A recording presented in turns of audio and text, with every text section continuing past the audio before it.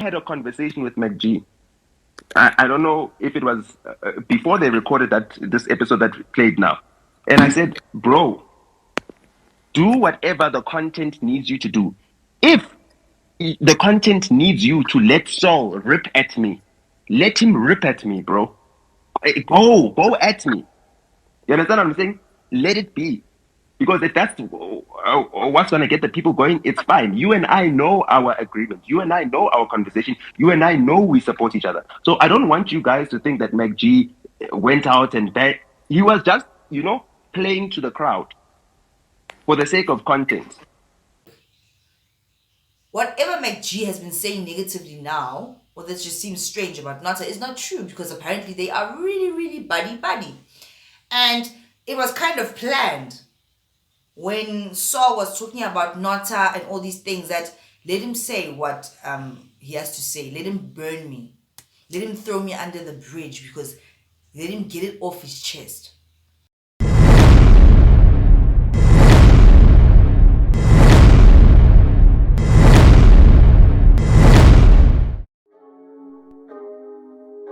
Vault opening. Welcome to the vault. Hello! What is up, you dazzling diamonds and the others? Welcome back to my channel. My name is Linda Khaya, and this is the Vault. Anyway, you guys, let's jump straight into this video. Alrighty then, you guys, in this video we are talking about Macg, Saul, and the infamous who wants to be famous, apparently, allegedly, Nota Baloy, right? So, it came out on the podcast last week that both Macg and Saul blocked Nota, because they say that they were not having him on the podcast or having him around them was not beneficial to them, nor was it beneficial to Nota, right? And they said that they blocked him for their own mental health. Now, it's okay to disengage and let go of people if you feel like they are not good for your mental health or just your situation in general. Do what you gotta do, right?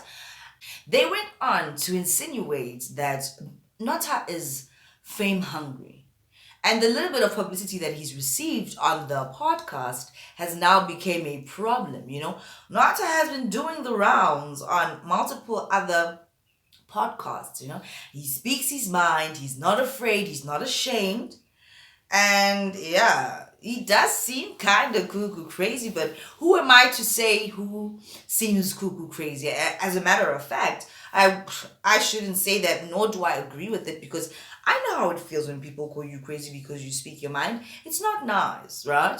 However, Berita, Nota's ex-wife, did say that he needs help.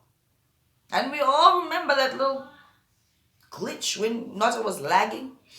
That did happen. So maybe he does need some kind of help. Right?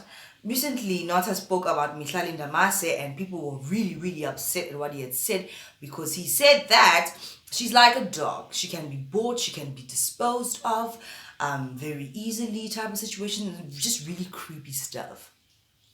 And his ex-wife then came out to say, guys, I'm not with this man anymore, and I apologize for his behavior, past behavior, and now, I don't know if Nota is a troubled man. These people that are brains, and he seems to be, and a lot of people do confirm that he's just very knowledgeable, he's very smart, he has a lot of information in him. Those people tend to lose the plot or lose their marbles at some point. Too much information will drive you crazy. But like I said, I'm not coming out to say that Nota is crazy. As a matter of fact, as much as he did annoy me recently, there's still something I like about him. You understand? I like people that speak their mind, guys. I really do. Why can't we just say what we want? Hey, these people are too sensitive, too sensitive. But now it's coming out that Nota Oh, Nota said in another podcast that he is the one that helped to hook up Saul with the gig at Khaya FM. And this got me thinking, Kantu, who the hell is Nota? You know, he just seems like he's just a little chihuahua barking up, or is always around these celebrities with no purpose, which why it did sound kind of plausible to me when Macg said that he's fame hungry and he got a taste after being on the podcast. So now he's just pushing things a little bit too hard. Right? But it seems like Nota has a lot of things happening for him, or he's doing things in the background that we actually don't know about in the industry. Who is Nota Baloy? And how much influence does he actually really have in this industry? And do people really trust him? This cap is just faulty. Do people really trust Nota, or is he just blowing smoke up our asses? Like, I'm so confused. That they're making to him are saying that he is not allowed to be on the podcast. So are you saying that So- you plug so- Saul? so- Is that what you're saying? Let Macg tell the story. I want Chillers to say, yo, Macg, tell the story about actually how Nota helped you keep Saul. Because all those offers were being made in the first radio cycle. And Macg came to me, he said, listen, I cannot afford to pay this guy what he deserves and for the value that he's bringing in.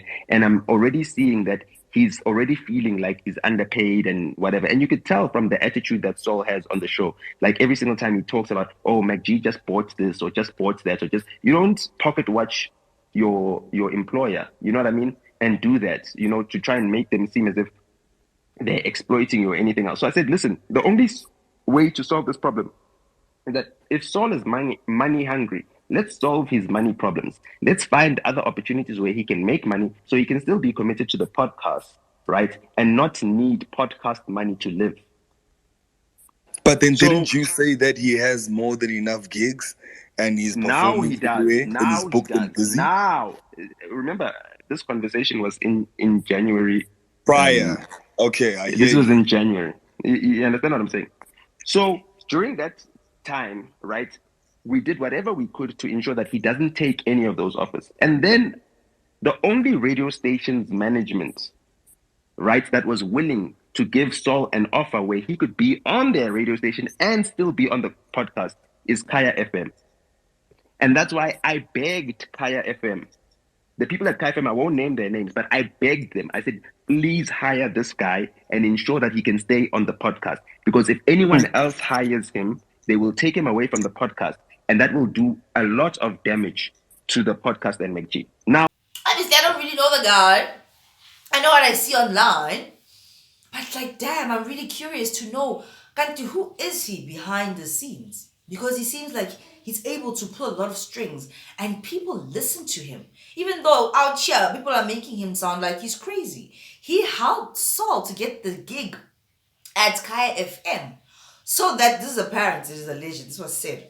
So that Saul would not depend solely on the podcast money. And so that he apparently put the strings that if Khaya hires Saul, he can still be on the podcast. You remember how that was a thing? Like, oh no, he's probably gonna leave the podcast. This is really weird. Something's gonna change. Did this really happen behind the screen? The scenes? Did Nota really beg the Khaya FM bosses to give Saul this job so that the podcast can remain intact?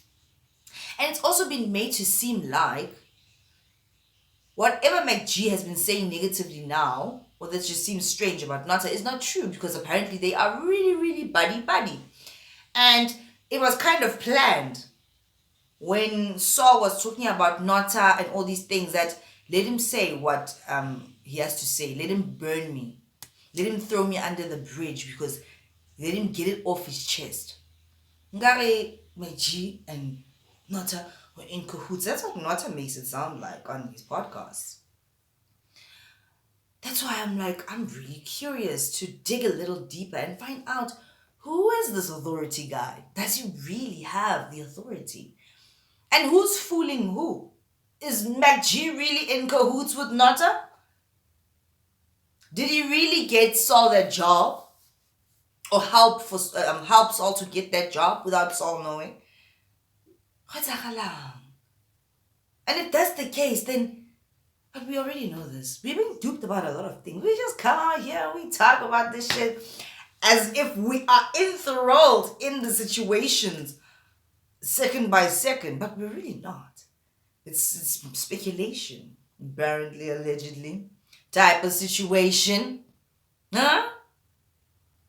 It's crazy.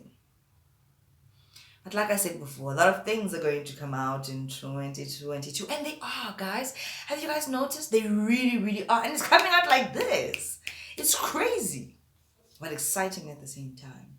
I think maybe I will do an in-depth analysis and try to dig and find out who the hell Nota really, really is. And try to find out if what people have been saying recently is true about him, or is he just really the authority in this great mind? Are people hating on him because he's telling the truth? Or has Nota lost his marbles? I'm really curious to find out. Right? Anyway, you guys, if you guys haven't already, please do like, share, and subscribe to this channel. And I will see you guys in the next one. Remember, guys, most of the things that we see on social media are not real. And most of the time, I'm starting to think that these people are in cahoots. Whether it's Mihlali Namase posting a shady picture of Bonang Mateba, situations like that, they do to trend. It really does seem like that, right?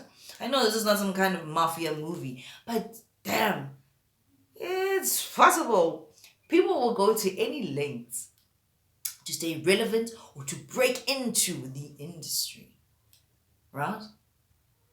Anyway, guys, I'll see you guys in the next one. Bye.